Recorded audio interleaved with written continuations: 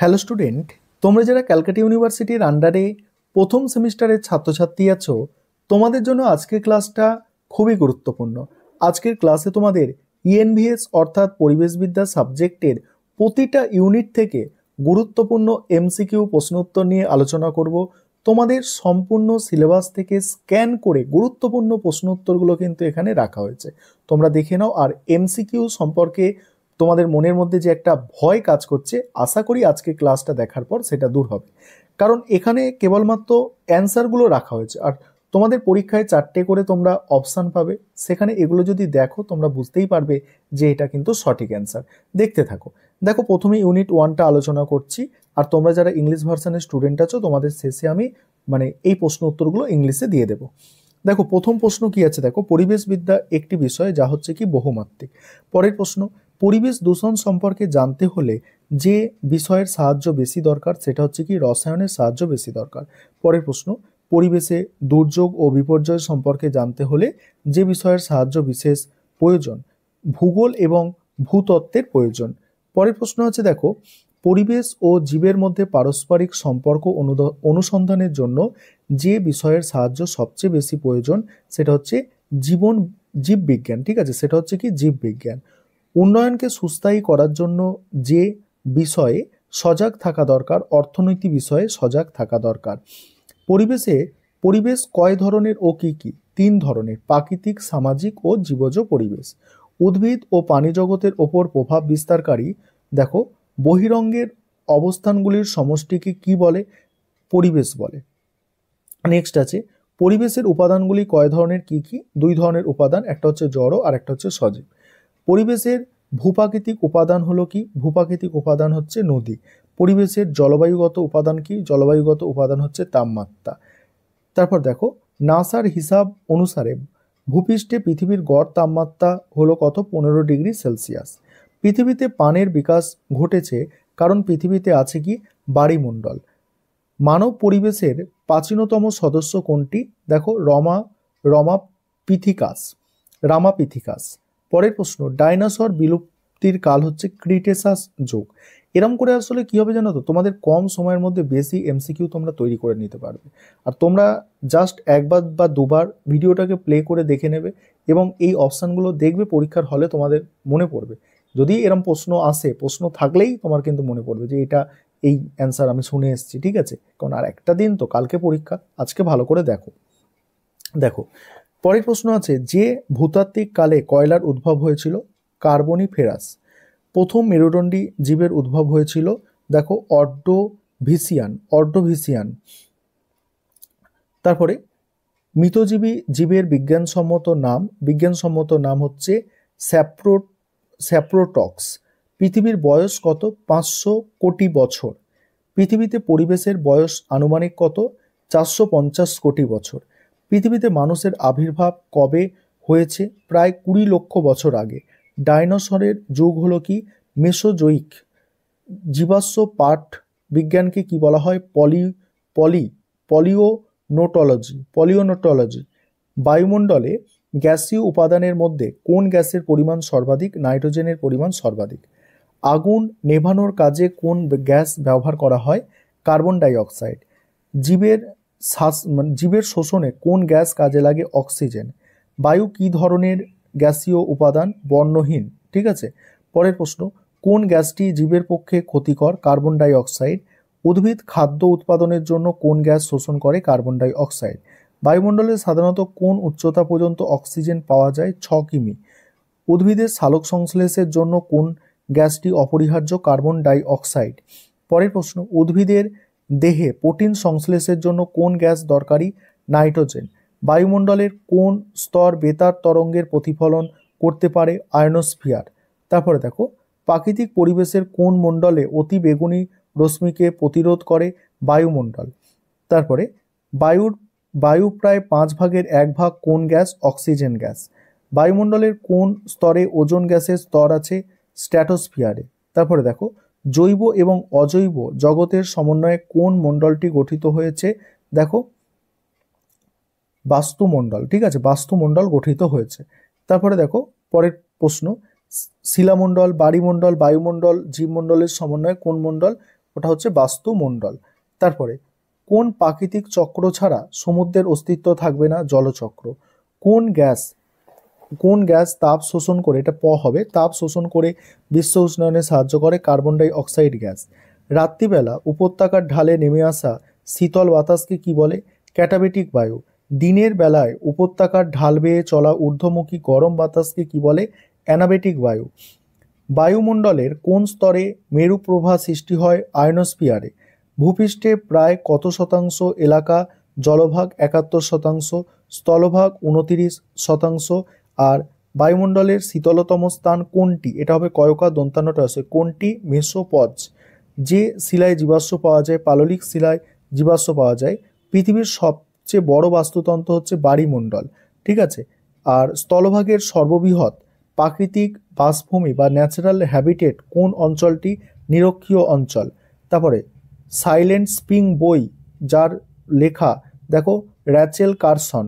তারপরে tragedy of the Commons শীর্ষক বইটি কে লিখেছেন? গ্যারেট হার্ডিন।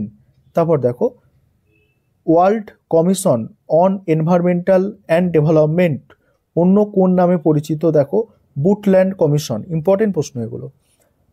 তারপরের প্রশ্ন কি আছে দেখো, WCED কোন সালে আওয়ার কমন ফিচার শীর্ষক বইটি প্রকাশ করেন? 1987। প্রথম বসুন্ধরা সম্মেলনে বা প্রথম আর্থ সামিট সম্মেলন কবে অনুষ্ঠিত হয়? 1992। তারপরে দেখো পরের প্রশ্ন আছে দেখো, MDGs কোন সালে গৃহীত হয়? 2000 সালে। রিও 20 সম্মেলন কোন সালে অনুষ্ঠিত হয়? দেখো 2012 অর্থাৎ তোমার 2012।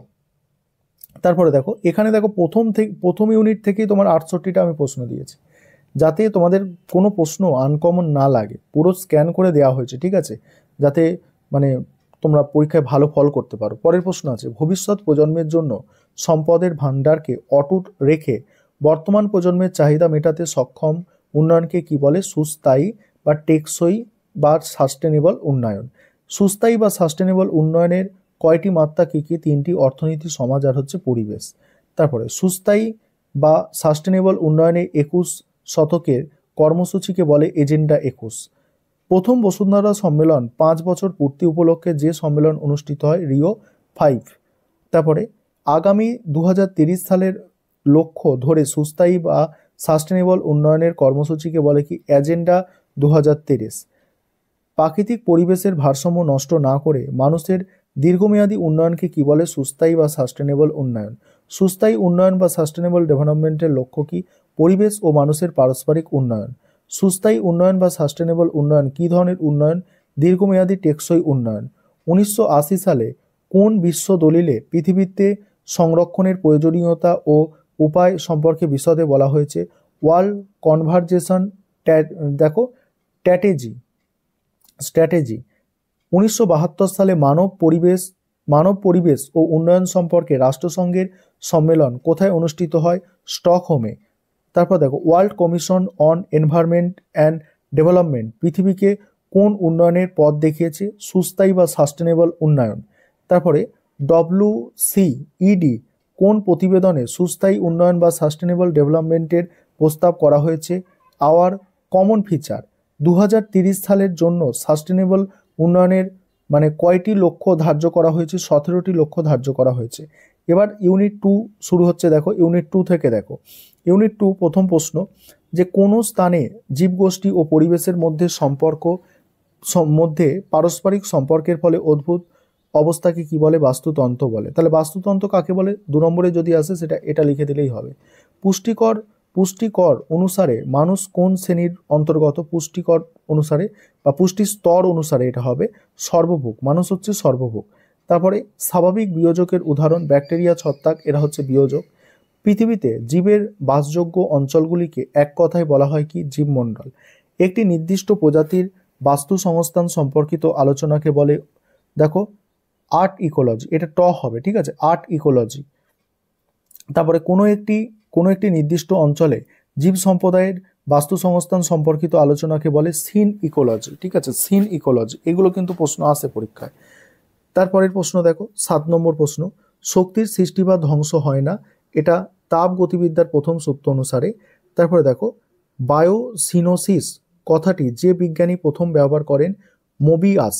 তারপর ইকোলজিক্যাল পিরামিড প্রথম প্রবর্তন করেন লিন্ডেম্যান। জীবভরের একক হলো কিলোগ্রাম। তারপরে দেখো বাস্তুতন্ত্রের শক্তি প্রবাহের একককে বলে কিলো ক্যালোরি। তারপরে স্ট্যান্ডিং গ্রুপ বলতে বোঝায় বিভিন্ন খাদ্যস্তরের সমস্ত জীব। তারপরে হচ্ছে খাদ্য শৃঙ্খলের মাধ্যমে দূষণকারী বস্তুর বিস্তারকে বলা হয় দেখো বায়োম্যাগনিফিকেশন। পৃথিবীর স্থায়ী বৃহত্তম বাস্তুতন্ত্র হলো সমুদ্রের বাস্তুতন্ত্র। যে বাস্তুতন্ত্রে জীবভর বেশি সেটা হচ্ছে জঙ্গলে। আলোক শক্তি রাসায়নিক শক্তিতে রূপান্তরের হারকে বলা হয় মোট প্রাথমিক উৎপাদন।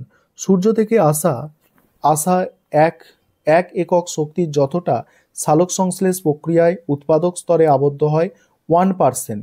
তারপরে দেখো ডেট্রিটাস, পরের প্রশ্ন কি আছে দেখো, ডেট্রিটাস কনজুমার বা কর্কর ভক্ষক এর উদাহরণ হলো কি, নিমাটোডা। তারপরে দেখো খাদ্য শৃঙ্খলের যে স্তরে জীবের সংখ্যা সবচেয়ে বেশি, উৎপাদক স্তরে। খাদ্য শৃঙ্খলের সূচনা হয় সালোক সংশ্লেষের মাধ্যমে। তারপরে ফান্ডামেন্টালস অফ ইকোলজি বইটির লেখক হচ্ছেন অডাম। ব্যাকটেরিয়া হলো মৃতজীবী জীব। স্বর্ণলতা উকুন হচ্ছে এরা পরজীবী। মানুষ হলো যৌগজীবী জীব। সবুজ উদ্ভিদ হচ্ছে আলোকজীবী জীব।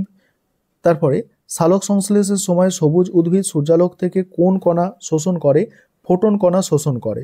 নাইট্রোজেন স্থিতিকারী একটি ব্যাকটেরিয়া হচ্ছে অ্যাজোটোব্যাক্টর।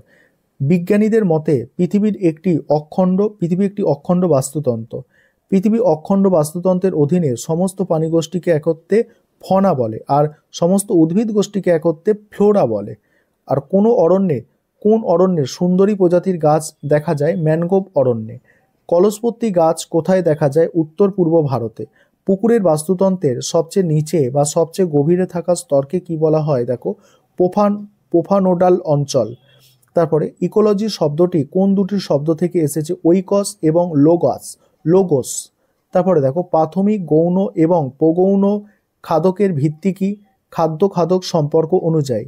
তারপরে দেখো পরের প্রশ্ন, তৃণভোজী মাংসাশী ও সর্বভুক খাদকের ভিত্তি কি, খাদ্যাভ্যাস অনুযায়ী। তারপর দেখো আলোকজীবী বা ফটো দেখো ট্রফোরা হলো কি আছে দেখো, ফটোট্রফোরা হলো উৎপাদক। তারপরে ডেট্রিটাস বলতে বোঝায় বিয়োজককে। ভোরা হলো বিয়োজক, ঠিক আছে। তারপর অক্সিজেন হলো অজৈব উপাদান।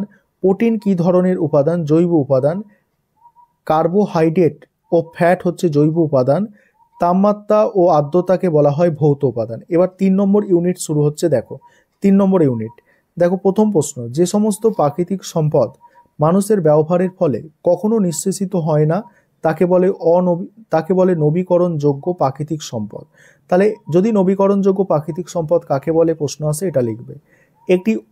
একটি নবীকরণযোগ্য প্রাকৃতিক সম্পদের উদাহরণ হচ্ছে বনভূমি। তারপরে সূর্যালোকও হয়, ঠিক আছে। যে সকল প্রাকৃতিক সম্পদ মানুষের বহুল ব্যবহারের ফলে নিঃশেষিত হতে চলেছে তাকে বলে অনবীকরণযোগ্য প্রাকৃতিক সম্পদ। ভীষণ মাত্রায় বায়ু দূষণের কারণ হলো জীবাশ্ম জ্বালানির দহন। অরণ্যের বাস্তুতন্ত্রের মুখ্য ঘটক হলো কি, বৃক্ষ। কোনো একটি দেশের ভূখণ্ডে কমপক্ষে যতখানি অরণ্য আচ্ছাদিত হওয়া প্রয়োজন 33%। তারপরে বর্তমানে ভারতে অরণ্যের পরিমাণ 19.39%। সারা পৃথিবীতে মাথাপিছু গড় অরণ্যের পরিমাণ 0.64 হেক্টর। অরণ্যের মুখ্য উপাদান হচ্ছে কাঠ। ভারতে প্রতি বছর যতখানি বনভূমি বিনাশ করা হচ্ছে তার পরিমাণ 15 লক্ষ হেক্টর। পরের প্রশ্ন, চিপকো আন্দোলনের নেতৃত্ব দেন সুন্দরলাল বহুগুণা। জীবদেহে প্রোটোপ্লাজমের কত অংশ জল দিয়ে তৈরি, 90%। পৃথিবীর কত অংশ সমুদ্র ও মহাসমুদ্রের ঢাকা, 73%। উত্তর ও দক্ষিণ মেরু অঞ্চলে কত শতাংশ জল দেখো পোলার আইসক্রাফ হিসাবে আছে, 2%। বলছে এই পৃথিবীতে জলের প্রধান উৎস হচ্ছে বৃষ্টিপাত। তারপরের প্রশ্ন হচ্ছে, এখানে 23টা লেখা হবে না, বৃষ্টিপাত হবে। ভারতে বন্যাপ্রবণ দুটি রাজ্য বিহার, উত্তরপ্রদেশ বন্যাপ্রবণ রাজ্য। খরার মূল কারণ বৃষ্টির অভাব। ভারতে খরাপ্রবণ রাজ্য হচ্ছে রাজস্থান। পৃথিবীতে কত অংশ জল দ্বারা আবৃত? 71%। মোট জলের কত শতাংশ মিষ্টি জল? 3%। পৃথিবীতে ব্যবহারযোগ্য জলের কত অংশ কৃষিকার্যে ব্যবহৃত হয়? 70% কৃষিকার্যে ব্যবহৃত হয়। তারপরে কাবেরী নদীর জলবন্টন নিয়ে যে দুটি রাজ্যের মধ্যে তীব্র বিরোধ শুরু হয় তা হলো কর্ণাটক আর হচ্ছে তামিলনাড়ু। সর্দার সরোবর প্রকল্পটি কোন নদীর ওপর নির্মাণ করা হয়েছে? নর্মদা নদীর ওপর নির্মাণ করা হয়েছে। তারপরের প্রশ্ন, চতুর্দ ও যমুনা নদীর দেখো যোগাযোগকারী ক্যানেল নিয়ে যে দুটি রাজ্যের মধ্যে বিবাদ শুরু হয়েছে? পাঞ্জাব আর হচ্ছে হরিয়ানা। পরের প্রশ্ন, ইউরেনিয়াম ব্যবহার করা হয় পারমাণবিক চুল্লিতে। তত্ত্ব উৎপাদনকারী, এটা তত্ত্ব হবে না, তন্তু হবে। তন্তু উৎপাদনকারী ফসল হচ্ছে কি? তন্তু উৎপাদনকারী ফসল হচ্ছে পাট। পরের প্রশ্ন, বর্তমানে সারা বিশ্বে ফসল চাষাবাদ করা হচ্ছে 85 ধরনের। সবচেয়ে বেশি খাদ্য সংকট হয়েছে আফ্রিকা মহাদেশে। যে রাজ্যগুলিতে দেখো প্রবল মাত্রায় জমির লবণাক্তর সমস্যা দেখা দিয়েছে তা হলো পাঞ্জাব এবং হচ্ছে হরিয়ানা। পরের প্রশ্ন আছে, কাজ করার ক্ষমতাকে বলে কি? কাজ করার ক্ষমতাকে শক্তি বলে। আর এই পৃথিবীতে শক্তির মূল উৎস হচ্ছে সূর্য থেকে আগত আলোক শক্তি। বিভিন্ন শক্তির মধ্যে সবচেয়ে পরিসুপ্ত ও ব্যবহারযোগ্য শক্তি হলো বিদ্যুৎ শক্তি। নবীকরণযোগ্য শক্তির উৎস হলো সৌরশক্তি। অনবীকরণযোগ্য শক্তির উৎস হলো কয়লা। বিকল্প বা প্রচলিত শক্তির উৎস হলো সৌরশক্তি। বায়ু বিদ্যুৎ উৎপাদনের সম্ভাবনা উজ্জ্বল পাহাড়ি অঞ্চলে। বায়োগ্যাসের প্রধান উপাদান হচ্ছে মিথেন। বায়োগ্যাস উৎপাদনে বিশ্বের স্থান ভারতের মধ্যে কত? দ্বিতীয়। পৃথিবীতে প্রত্যেক জীব খাদ্য বাসস্থানের মূল উৎস হলো মৃত্তিকা। বেলে মাটিতে ভালো হয় তরমুজ, ভালো হয় বেলে মাটিতে। কালো মাটিতে তুলা ভালো হয়। লাল মাটিতে লোহার পরিমাণ বেশি থাকে। পরের প্রশ্ন, ভূমিক্ষয়ের প্রধান কারণ হলো অত্যাধিক হারে হালকর্ষণ। ভারতের যে রাজ্যগুলিতে ভূমিক্ষয়ের কবলে পড়ে সবচেয়ে বেশি ক্ষতি হয়েছে তা হলো মধ্যপ্রদেশ ও রাজস্থান। তারপরে শক্তির প্রচলিত উৎসগুলির একটি হচ্ছে জলবিদ্যুৎ শক্তি। তারপরে শক্তির প্রচলিত উৎসগুলির একটি হচ্ছে সৌরশক্তি। তারপরে বিশ্বের সর্বাধিক পরিমাণ শক্তি উৎপন্ন হয় আমেরিকা যুক্তরাষ্ট্রে। পরিবেশ দূষণ করছে এমন বিদ্যুৎ শক্তি হচ্ছে তাপবিদ্যুৎ শক্তি। তারপরে পৃথিবীর সর্বাধিক উৎপন্ন শক্তি হচ্ছে কয়লা। ভূতাপ শক্তি উৎপাদনের সর্বাপেক্ষা অগ্রণী দেশ হচ্ছে আমেরিকা যুক্তরাষ্ট্র। এদের মধ্যে কোনটি অচিরাচরিত শক্তি? সৌরশক্তি হচ্ছে অচিরাচরিত শক্তি। এখানে অপশান ছিল, অপশান আমি রাখিনি, এখানে তোমাদের প্রথমেই জানালাম। ফ্লাই অ্যাশ এর উৎস হচ্ছে তাপবিদ্যুৎ। কয়লা পুড়িয়ে যে তাপবিদ্যুৎ তৈরি করা হচ্ছে সেই কয়লাটা যে ছাই আকারে তৈরি হচ্ছে সেটাকে ফ্লাই অ্যাশ বলছে। সমুদ্রের জলের পরিমাণ পৃথিবীর সম্পূর্ণ জলের 93%। সমুদ্র অধিকার করে আছে পৃথিবীর সমগ্র জলের 97%। পৃথিবীর গভীরতম হ্রদ হচ্ছে বৈকাল হ্রদ। আমেরিকা যুক্তরাষ্ট্রের বৃহত্তম আকরিক লোহার খনি অঞ্চলে হচ্ছে মেসাবি। তারপরে ভারতের মুখ্য বনজ সম্পদ হচ্ছে কি? ভারতের মুখ্য বনজ সম্পদ হচ্ছে কাঠ। সামাজিক বনসৃজনের কথা প্রথম বলেন জেসি ওস্টবি। তারপরে ভারতে চন্দন কাঠ বেশি পাওয়া যায় কর্ণাটকে। খনিজ তেল সবচেয়ে বেশি ব্যবহৃত হয় পরিবহন ব্যবস্থায়। ভারতে ম্যাঙ্গানিজ উত্তোলনে বিশ্বে 8ম স্থানে আছে। কয়লা উত্তোলনে পশ্চিমবঙ্গের স্থান হচ্ছে 6 নম্বর। কয়লা উত্তোলনের সাথে যুক্ত একটি সংস্থা BCCL। ডাকরা জলবিদ্যুৎ কেন্দ্রটি আছে কোথায়? পাঞ্জাবে। রিহান জলবিদ্যুৎ আছে উত্তরপ্রদেশে। তারপরে দেখো রানা প্রতাপ জলবিদ্যুৎ আছে রাজস্থানে। দক্ষিণ ভারতে একটি জলবিদ্যুৎ কেন্দ্র হলো কালী নদী। তারপরে দেখো অ্যালুমিনিয়ামের আকরিক হচ্ছে বক্সাইট। ঘর গরম রাখতে কোন শ্রেণীর কয়লা ব্যবহৃত হয়? লিগোনাইট। পৃথিবীতে বৃহত্তম পারমাণবিক শক্তি উৎপাদন কেন্দ্র যে দেশে অবস্থিত? জাপানে। কয়লা উত্তোলনে বর্তমানে পৃথিবীতে ভারতের স্থান 3 নম্বরে আছে। ভারতের প্রথম পারমাণবিক শক্তি উৎপাদন কেন্দ্র কোনটি? তারাপুর। তারপরে মিশ্র খনিজ তেল যা থাকে তা হচ্ছে পিচ ব্লেন্ড। তারপরে চক্রাকার প্রাকৃতিক সম্পদের একটি উদাহরণ হচ্ছে জল। ডায়নামো আবিষ্কার করেন ফ্যারাডে। দূষণহীন বিদ্যুৎ শক্তি যা থেকে পাওয়া যায় জলবিদ্যুৎ। পারমাণবিক শক্তির প্রধান কাঁচামাল কোনটা? ইউরেনিয়াম। প্রধান কাঁচামাল হচ্ছে ইউরেনিয়াম।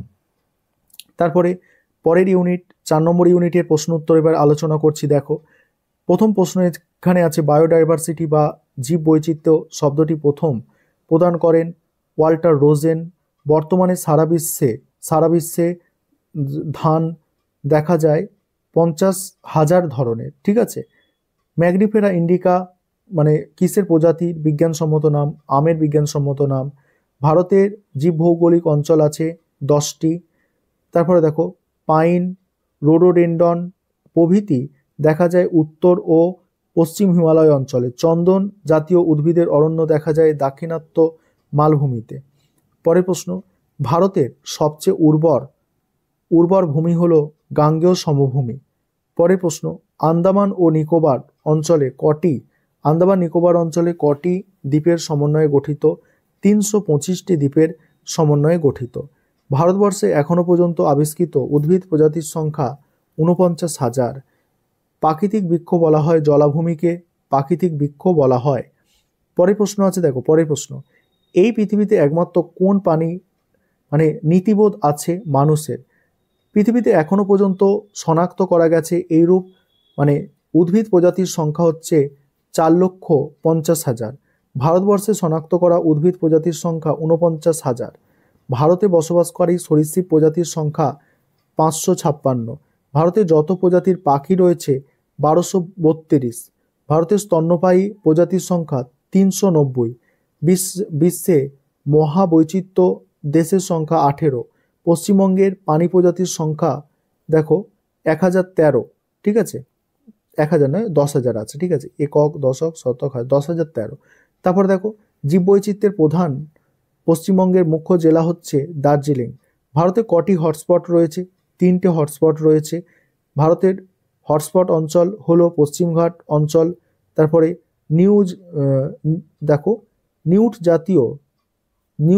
নিউট জাতীয় স্যালামেন্ডার প্রাণী দেখা যায় পূর্ব হিমালয়। ভারতের ভীষণভাবে বিলুপ্ত প্রজাতি হচ্ছে সুমাত্রার গন্ডার। ভারতের বিলুপ্তপ্রায় উদ্ভিদ অন্তর্গত সুন্দরী ও গরান। ইনসিটু সংরক্ষণের উদাহরণ জাতীয় উদ্যান। নিম্নোক্ত কোনটিতে এক্সিটু সংরক্ষণ করা হয়? চিড়িয়াখানায়। কত সালে প্রজেক্ট টাইগার শুরু হয়? 1973 সালে।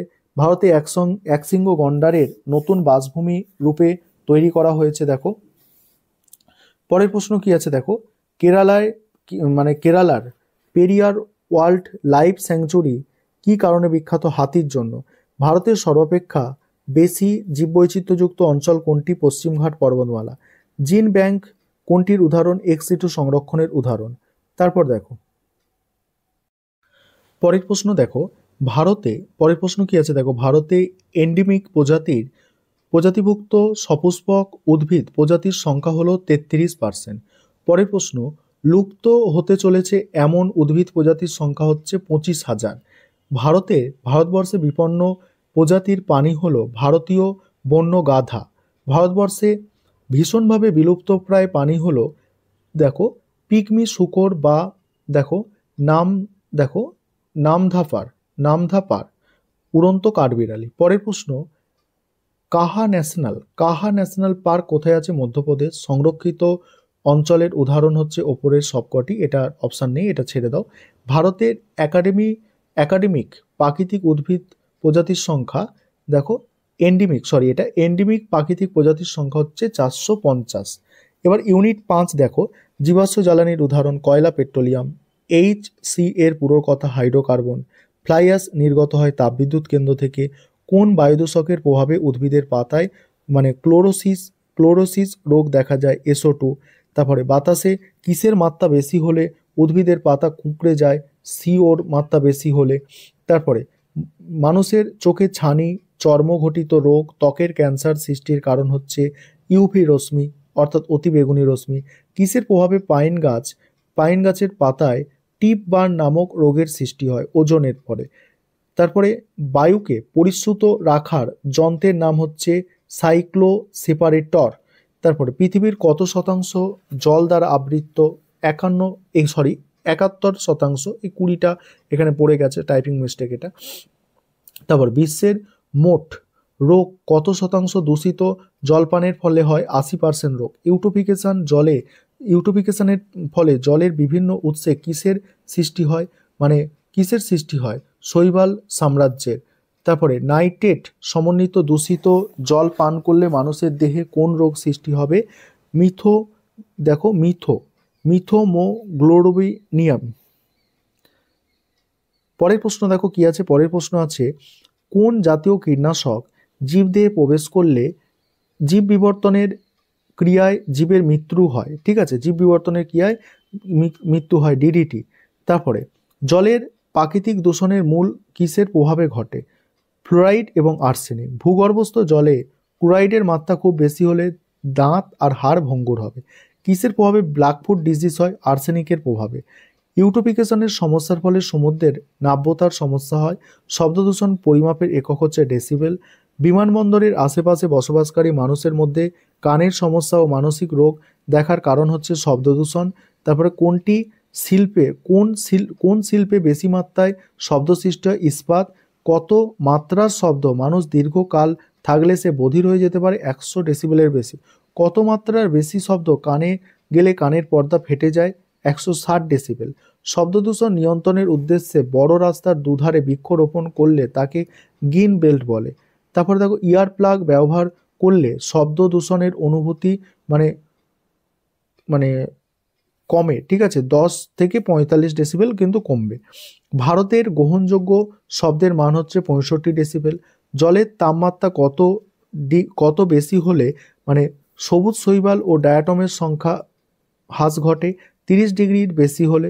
তারপরে জলের তাপমাত্রা কত হলে অক্সিজেনের অভাবে বেশিরভাগ মাছের মৃত্যু ঘটে? 18 ডিগ্রি সেলসিয়াসের বেশি হলে। পরের প্রশ্ন আছে, দেখো, পারমাণবিক বোমা তৈরিতে ব্যবহৃত তেজস্ক্রিয় মৌল হলো ইউরেনিয়াম। কত সালে জাপানে হিরোশিমা ও নাগাসাকি শহরের ওপর পারমাণবিক বোমা নিক্ষেপ করা হয়? 1945 সালে। পরের প্রশ্ন দেখো, কোন শিল্প কারখানায় বর্জ্য উৎপাদনের পরিমাণ বেশি? ধাতু নিষ্কাশন শিল্প। কঠিন বর্জ্য পদার্থগুলি কম্পোস্ট ও হিউমাস তৈরির কাজে ব্যবহার করা হয় কৃষিক্ষেত্রে। তারপরে কাগজ, কাঠ, প্লাস্টিক, চামড়া, কাঁচ প্রভৃতি হলো কি? রাবিশ। তারপরে আখের ছিবড়ে, পাটকাঠি, নারকেল, এগুলো হচ্ছে কৃষিক্ষেত্রের বর্জ্য। স্যানিটারি ল্যান্ডফিল থেকে যে গ্যাস পাওয়া যায় সেটা হচ্ছে, দেখো, ল্যান্ডফিল গ্যাস। কত সালে ভোপাল গ্যাস দুর্ঘটনা হয়? 1984। অম্লবৃষ্টির ফলে মার্বেল পাথরের ক্ষয়ীভবনকে বলে স্টোন ক্যান্সার। মিনামাটা বিপর্যনের দায়ী কারখানাটির নাম হচ্ছে চিকো কর্পোরেশন। তারপরে মিনামাটা বিপর্যয়ের জন্য যে ধাতু দায়ী? পারদ। চেরনোবিল দুর্ঘটনা হয়েছিল 1969। ভারতের বন্যাপ্রবণ অঞ্চল হচ্ছে উত্তরপ্রদেশ। তারপরে ভূমিকম্পের মাত্রা যে যন্ত্রে মাপা হয় সিসমোগ্রাফে মাপা হয়। দক্ষিণ পূর্ব আমেরিকায় ঘূর্ণিঝড়কে বলা হয় হারিকেন। ভারতের বাংলাদেশের ঘূর্ণিঝড়কে বলা হয় সাইক্লোন। বায়ুতে কার্বন ডাইঅক্সাইডের পরিমাণ 0.033। তারপরে ওজোন স্তর ধ্বংস করে সিএফসি। নিম্নলিখিত কোন গ্যাসটি ভোপাল গ্যাস দুর্ঘটনার জন্য দায়ী? MiG gas. নিম্নলিখিত মধ্যে কোনটি তাপ শোষক বলে পরিচিত? মিথেন। নিম্নলিখিতর মধ্যে কোন গ্যাসটি অগ্নুৎপাতের সময় বিশেষভাবে উৎপন্ন হয়? Carbon monoxide. নিম্নলিখিতগুলির মধ্যে কোনটি রাসায়নিক উপাদানটি তাজমহলের ক্ষতি করেছে? Sulphur die oxide. তারপরে প্রশ্ন দেখো, বায়ু দূষণের ফলে উদ্ভূত রোগ হচ্ছে ব্রঙ্কাইটিস। তারপরে দেখো, মোটর যান থেকে নির্গত ধাতব দূষণের মধ্যে অন্যতম হচ্ছে সীসা। ডব্লিউএইচ নির্দেশ মতো শহরের নিরাপদ মাত্রা হলো এটা শব্দের নিরাপদ মাত্রা হচ্ছে 65 ডেসিবেল।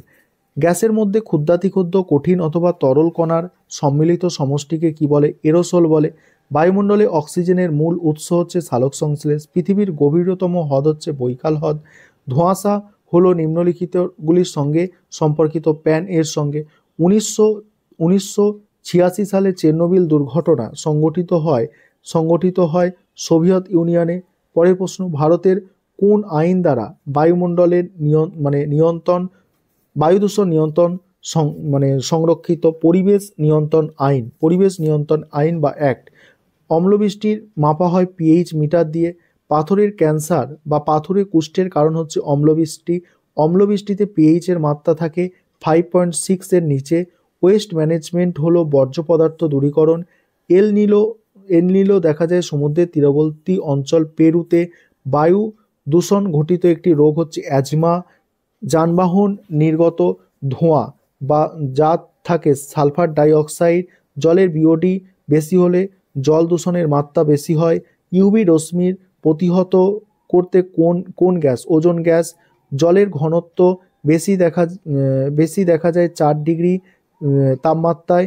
পিএইচ এর মান, প্রশমন জলে পিএইচ এর মান হচ্ছে 7। অপরিশোধিত জলকে পানীয় জলে পরিণত করতে পদ্ধতি কোনটি? ক্লোরিনেশন বা ফিল্ট্রেশন। তারপরে মোটর যান থেকে নির্গত ধাতব দূষকের মধ্যে সবচেয়ে অন্যতম হলো সীসা। পরের প্রশ্ন, ওজোন স্তর ধ্বংসের জন্য সর্বাপেক্ষা দায়ী যে দেশ? মার্কিন যুক্তরাষ্ট্র। ধোঁয়াশার সর্বাধিক পরিমাণে উপস্থিত থাকে সূক্ষ্ম কণা। কি কারণে জন্ডিস রোগ হয়? জল দূষণের কারণে জন্ডিস রোগ হয়। এই ছিল তোমাদের আজকে গুরুত্বপূর্ণ প্রশ্ন উত্তর। এবার তোমরা যারা ইংলিশ ভার্সন স্টুডেন্ট আছো তোমরা দেখো, তোমরা প্রশ্নগুলো দেখে নাও। ঠিক আছে, আমি স্ক্রল করে যাচ্ছি, তোমরা দেখো। আর কোয়ালিটিটা একটু হাই করে দেখবে, তাহলে দেখতে সমস্যা হবে না। ঠিক আছে, দেখে নাও তোমরা, প্রতিটা প্রশ্নই তোমরা দেখে নাও।